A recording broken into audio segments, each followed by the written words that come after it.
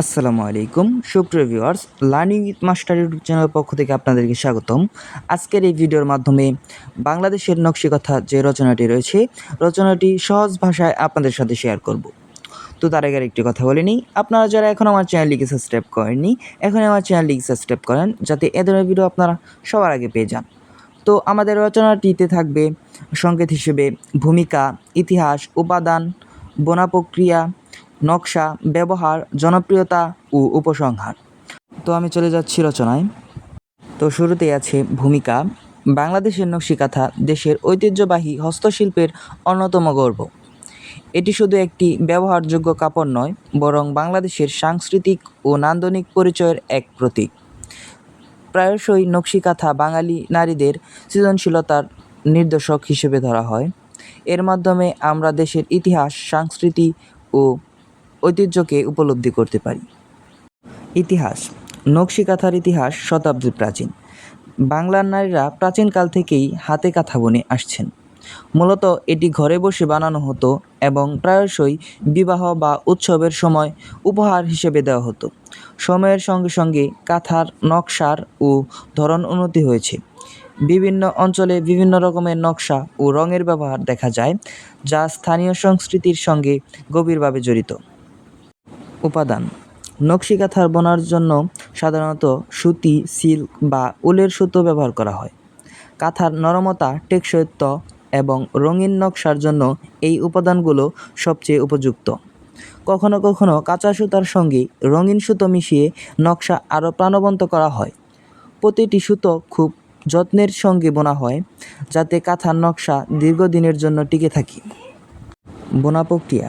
নকশিকাঁথা বোনার প্রক্রিয়া অত্যন্ত সূক্ষ্ম ও ধৈর্যশীল। প্রথমে কাপড় বা তুলার জালের উপর নকশার খসড়া তৈরি করা হয়। এরপর সুতো দিয়ে হাতে হাতে সেই নকশার ফুটানো হয়। পুরো প্রক্রিয়াটি সময় সাপেক্ষ এবং দক্ষতা প্রয়োজন। বিশেষ করে জটিল নকশার ক্ষেত্রে বোনার কাজের জন্য সপ্তাহ বা মাস পর্যন্ত সময় লাগে। নকশা। নকশিকাঁথার নকশা প্রাকৃতিক ও ঐতিহ্যবাহী মোটিফের সমন্বয়ে তৈরি হয়।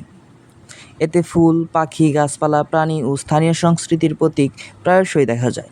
প্রতিটি নকশা স্থানীয় মানুষের জীবনযাত্রা, সংস্কৃতি ও গল্পের সঙ্গে সম্পর্কিত। যেমন গ্রামের দৃশ্য বা উৎসবের ছবি কাঁথার নকশায় ফুটে ওঠে।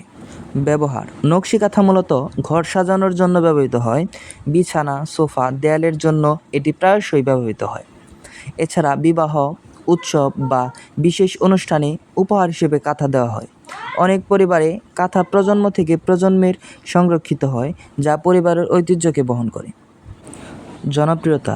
বাংলাদেশের নকশিকাঁথা দেশের ভেতর যেমন জনপ্রিয়, তেমনি বিদেশেও এর খ্যাতি রয়েছে। বিদেশিরা এই কাঁথার নকশা, রঙিন সুতো এবং নিখুঁত কারুকাজ দেখে মুগ্ধ হন। দেশের অর্থনীতিতেও নকশিকাঁথা একটি গুরুত্বপূর্ণ স্থান দখল করে, কারণ এটি হস্তশিল্পের মাধ্যমে আয় ও কর্মসংস্থানের সৃষ্টি করে। উপসংহার। নকশিকাঁথা শুধু একটি হস্তশিল্প নয়, এটি বাংলাদেশের সাংস্কৃতিক ঐতিহ্যবাহী এবং নান্দনিক গর্ব। বাংলাদেশের উচিত এই শিল্পকে সংরক্ষণ করা, নতুন প্রজন্মকে শেখানো এবং দেশের বাইরে জনপ্রিয় করা। নকশিকাঁথা দেশের ইতিহাস ও সংস্কৃতির সঙ্গে যুক্ত এক অমূল্য সম্পদ। আশা করি সকালে এই রচনাটি বুঝতে পেরেছ। এই রচনাটি লিখলে আশা করি ইনশাল্লাহ 10-এ 10ই পাবে। তো দেখা হচ্ছে একটি নতুন ভিডিওতে। ধন্যবাদ। আসসালামু আলাইকুম।